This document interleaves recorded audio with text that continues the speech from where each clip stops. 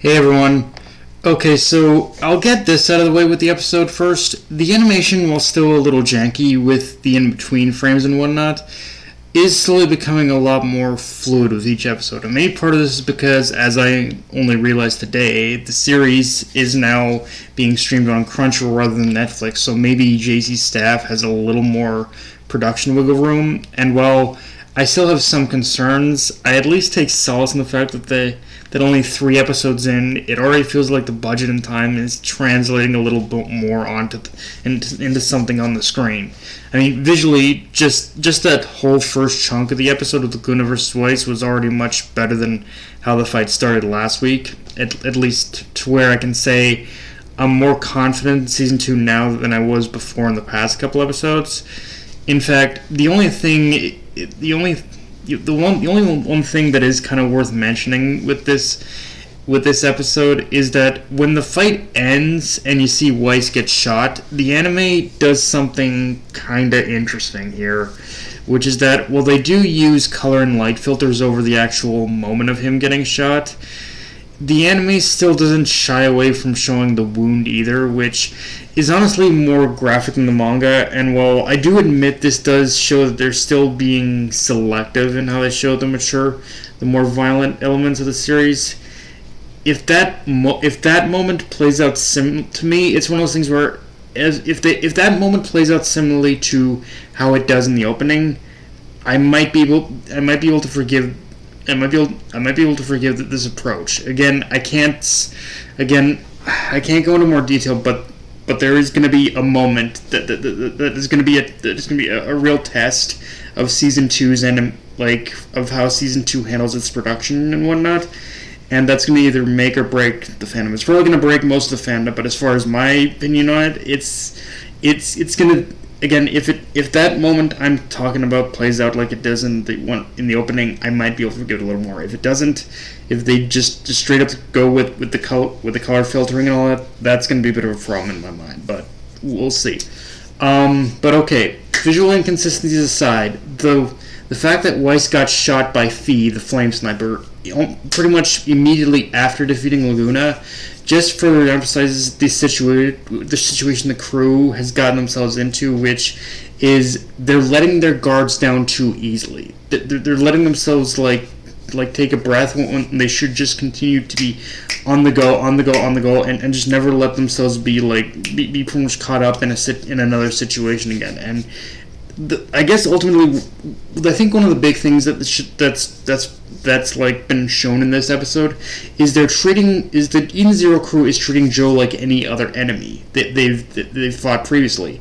But as previous episode with Joe's little PSA and this episode with Weiss getting shot shows, Joe is an organized motherfucker. He's not some brainless thug. You can't just defeat him with brute force or just hoping you can power on through. There is an element to this operation of fighting against Joe where you do need to you have to outsmart him. You have to have a plan, which is playing into something I do think Eden Zero does well over Fairy Tail for the most part, which is emphasizing the idea that power of friendship is nice as a motivation, but if you use it to win a fight or just in any situation that requires strategy, you're not going to get very far against the big dogs of the world. We kind of got a little bit of a taste of this with Kurenai, but now it's full blown with Joe, which Joe is just the kind of person you cannot use the power of friendship shit on,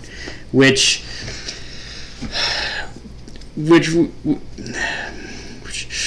it's even further emphasized with when Rebecca goes to deliver something to Ivory, but is intercepted by Clean of the Wind. When you look at this whole situation we're in, Joe has got the crew boxed in from every angle, and talking about the Clean versus Rebecca fight, I gotta say, as someone who considers this as someone who considers the Clean versus Rebecca fight as one of his favorites from my time of reading this arc in the manga, the anime does, even though I've praised the art and animation of this episode, the art and animation for this fight specifically is they do a pretty good job with this fight overall, but the one part I think that kind of breaks the immersion of the fight for me is the fact that the animators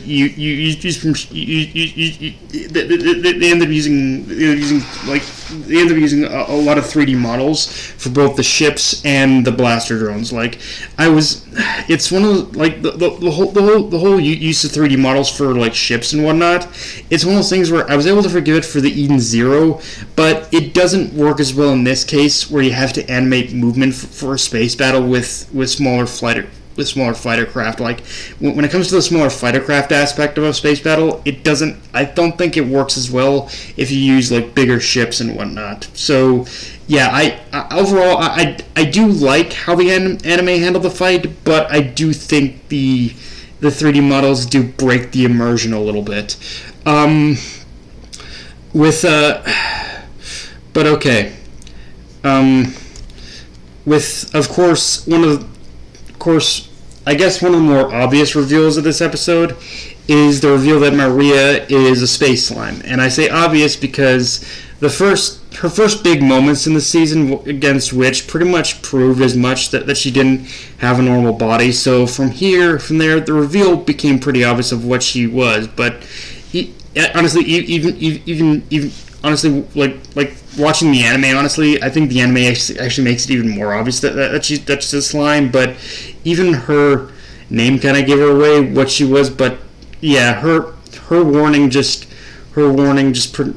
of like anyone who crosses Mr. Joe, it pretty much they pretty much don't live to regret it. But which kind of just again reinforces what we've been dealing with already. But I do like how we get that moment with Shiki begging Weiss to survive. That shows I think he himself is starting to realize the mess that he's gotten himself and everyone else into, as well as a thing where even though he's not willing to admit it openly, I think Shiki is also starting to face the reality that even he might not be strong enough to defeat Joe, even if he won't say it out loud, and at least not without trembling over the bodies of his friends. Like you can pretty much see it on his face that there's absolute desperation. Like the reality sinking in of like what he's up against in this case, and it is that thing where for however much Eden Zero does rely on its fairy tale style tropes, it does still ground itself in some measure of giving our characters a reality check about the world they're in. That even if ultimately we know the heroes are going to make it out of it okay, there's still always going to be something they're going to have to probably give up. For the most part, again, we'll get to it when we get to it. The way it handles one of these first big moments is, it might be a little bit iffy for some people, but I'm going to try my best to explain it when the time comes. But, yeah, guys, that's pretty much all I got for this review. If you enjoyed the video, like, comment, subscribe, follow me on Twitter, Analyst Crunchyroll, be sure to notification bell, subscribe button, and just share the video around, guys. Dark Knight of Anime, signing off. Later, everyone.